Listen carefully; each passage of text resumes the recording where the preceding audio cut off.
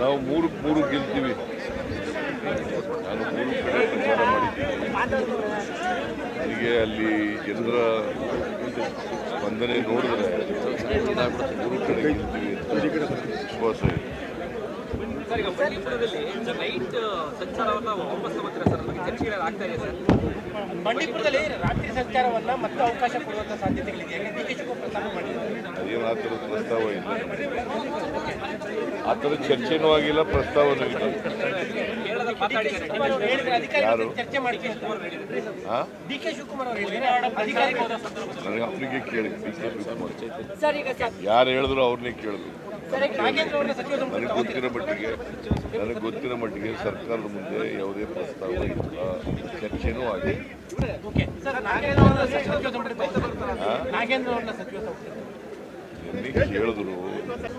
ನಿನ್ನೆ ಕೇಳಿದ್ರು. ನಾನು ಹೇಳಿದೆ ನೋಡೋಣಪ್ಪ, ಚುನಾವಣೆ ಎಲ್ಲ ಮುಗಿದ್ಮೇಲೆ ಪರಿಶೀಲನೆ ಮಾಡಿ. ಏನಾದರೂ ಪುನರ್ರಚನೆ ಮಾಡುವ ಸಾಧ್ಯತೆ ಇದೆ?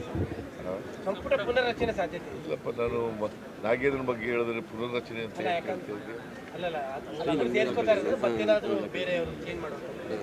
ಸರ್, ಈಗ ಸರ್ ನಿನ್ನೆ ಮಹಾರಾಷ್ಟ್ರದ ಚುನಾವಣೆಯಲ್ಲೂ ಕೂಡ ಪ್ರಧಾನಮಂತ್ರಿಗಳು ಮತ್ತೆ ಕಾಂಗ್ರೆಸ್ ಮೇಲೆ ಅಟ್ಯಾಕ್ ಮಾಡಿದ್ರು. ರಾಜ್ಯ ಕಾಂಗ್ರೆಸ್ ಮೇಲೆ ಕಾಂಗ್ರೆಸ್ ಅವರು ಹಗಲು ಲೂಟಿ ಮಾಡ್ತಾ ಇದ್ದಾರೆ. ಕರ್ನಾಟಕದಲ್ಲಿ ಸುಳ್ಳು ಹೇಳ್ಕೊಂಡು ಅಧಿಕಾರಕ್ಕೆ ಬಂದು ಹಗಲು ಲೂಟಿಗೆ ತೊಡಗಿದ್ದಾರೆ. ಈಗ ಬಿಜೆಪಿಯವ್ರ ಮೇಲೆ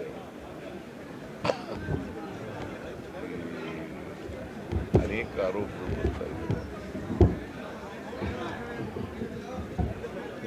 ಔಷಧಿಗಳು ಖರೀದಿ ಅದಕ್ಕೆ ಪುನಃ ಅವರು ವರದಿ ಕೊಟ್ಟಿದ್ದಾರೆ. ವರದಿ ಪ್ರಕಾರ ಏನಾಗಿದೆ, PPE ಕಿಟ್ ಎಲ್ಲ ಪರ್ಚೇಸ್ ಮಾಡಿ. ಏನು ಹೇಳ್ತಾರೆ, PPE ಕಿಟ್ ಪರ್ಚೇಸ್ ಮಾಡಿದ್ದಾರೆ. ಅದು 2,147. ಅದು ಸಿಗ್ತಾ ಇರ್ತಕ್ಕಂಥದ್ದು 330 ರೂಪಾಯಿಗೆ ಸಿಗುತ್ತೆ. ಅಷ್ಟೊಂದು ಪರ್ಚೇಸ್ ಮಾಡಿದ್ರು. ಅದಕ್ಕೆ ಏನು ಹೇಳ್ತಾರೆ ನರೇಂದ್ರ ಮೋದಿ ಕೇಳಿದ್ರೆ, ಭ್ರಷ್ಟಾಚಾರ ಮಾಡಿರೋರು ಅವ್ರ ಸರ್ಕಾರ. ನಮ್ಮ ಸರ್ಕಾರದಲ್ಲಿ ಯಾವುದೇ ಭ್ರಷ್ಟಾಚಾರ ಮಾಡಿಲ್ಲ, ಮಾಡೋದು ಇಲ್ಲ. ನರೇಂದ್ರ ಮೋದಿಯವರು ಸುಳ್ಳು ಹೇಳ್ತಾರೆ. ಎಕ್ಸೈಸ್ ಡಿಪಾರ್ಟ್ಮೆಂಟ್ನಲ್ಲಿ 700 ಕೋಟಿ ಮಾಡಿಬಿಟ್ರು, ಒಂದೇ ₹1 ಮಾಡಿದ್ದೀವಿ ಅಂತ ಪ್ರೂವ್ ಮಾಡಿಬಿಟ್ರೆ ಅವ್ರು ರಿಟೈರ್ಡ್ ಫ್ರಮ್ ಪಾಲಿಟಿಕ್ಸ್. ಅವ್ರು ರಿಟೈರ್ ಆಗ್ತಾರ? ಅವ್ರು ಪ್ರಧಾನಮಂತ್ರಿ ಕೆಲಸ ಬಿಡ್ತಾರ? ಸುಮ್ಮನೆ ಏನೋ ಸುಳ್ಳು ಹೇಳೋದು. ಒಬ್ಬ ಪ್ರಧಾನಮಂತ್ರಿಯಾಗಿ ಸುಳ್ಳು ಹೇಳೋಕ್ಕೂ ಒಂದು ಇತಿಮಿತಿ ಇರಬೇಕಲ್ಲ. ಹರಿಯಾಣ ಚುನಾವಣೆಯಲ್ಲೂ ಅದನ್ನೇ ಮಾತಾಡ್ತಾರೆ ಅವರು, ಮಹಾರಾಷ್ಟ್ರ ಚುನಾವಣೆಯಲ್ಲೂ ಅದನ್ನೇ ಕರ್ನಾಟಕದ target. Karnataka government government target ಮಾಡ್ತಾರೆ. ಯಾಕಂತಂದ್ರೆ ಇದು ಒಂದು ದೊಡ್ಡ ಸ್ಟೇಟು. ಅಸೆಂಬ್ಲಿನಲ್ಲಿ 136 ಜನ ಸೋತ್ಬಿಟ್ಟಿದ್ದಾರೆ. ಇವರಿಬ್ಬರು ಸೇರ್ಕೊಂಡು ಈಗ ಕರ್ನಾಟಕನ ಟಾರ್ಗೆಟ್. ಸಿದ್ದರಾಮಯ್ಯನೂ ಟಾರ್ಗೆಟ್ಟು, ಕಾಂಗ್ರೆಸ್ ಪಕ್ಷ ಸರ್ಕಾರನೂ ಟಾರ್ಗೆಟ್. ಕುಮಾರ್ ನಾಯಕ್ ಅವ್ರನ್ನ ಇವತ್ತು ಇಡಿ ಮತ್ತೆ ವಿಚಾರಣೆ ಕರೆದಿದೆ ಸರ್. ರಾಯಚೂರು MP ಪ್ರಕಾರ ಏನು ಮಾಡಬೇಕು ಮಾಡಿ. ಸರ್, ಇಡಿ ಅವರು ಓವರಾಲ್ ಆಗಿ ಹಗರಣ ತನಿಖೆಗಿಂತ ಹೆಚ್ಚಾಗಿ ನಿಮ್ಮ ಪತ್ನಿ 14 ಸೀಟ್ಗೆ ಸಂಬಂಧಪಟ್ಟಂತೆ ಕಾನ್ಸಂಟ್ರೇಷನ್ ಜಾಸ್ತಿ ಆಗಿದೆ ಅಂತ ಅನಿಸ್ತಾ ಇದೆ. ಯಾಕಂದ್ರೆ ದೇವರಾಜ್ ಅವರು ಕರೆದಿದ್ರು ಮೊನ್ನೆ, ಈಗ ಕುಮಾರ್ ನಾಯಕ್ ಅವರು ಕರೆದಿದ್ದಾರೆ. ಈಗ ಅದು ಒಂದು ಇಡಿ ತನಿಖಾ ಸಂಸ್ಥೆ. ಅವ್ರು ಏನು ತನಿಖೆ ಮಾಡ್ತಾರೆ, ನಾವು ಅಡ್ಡ ಬರಲ್ಲ. ಏನು ತನಿಖೆ ಮಾಡ್ತಾರೆ ಮಾಡಿ. ನೀನು ಕೇಳ್ತಾ ಇದೆಯಲ್ಲ, ಹೊಡೆದೇವ್ರು ನೀನು ಕೇಳಿದ್ರ? ಅಲ್ಲ, ನೀನು ಕೇಳಿದ್ರ? ಮತ್ತೆ ಕೇಳಿದ್ರೆ ಯಾಕೆ ಕೇಳ್ತಾ ಇದೆಯಾ? ಒಯ್ಯೋ ರಾಜಕೀಯ ನಿಮಗೆ ನಿಷ್ಪಕ್ಷಪಾತವಾಗಿ ನಡೀತಾ ಇದೆ ಅಂತ ಅನ್ನಿಸ್ತಾ ಇದೆಯಾ? ಈಗ ನಾನೇನು ಹೇಳಲ್ಲ, ಅದ್ರ ಮೇಲೆ ಕಾಮೆಂಟ್ ಏನು ಮಾಡಲ್ಲ. ಬಟ್ ಇಡೀ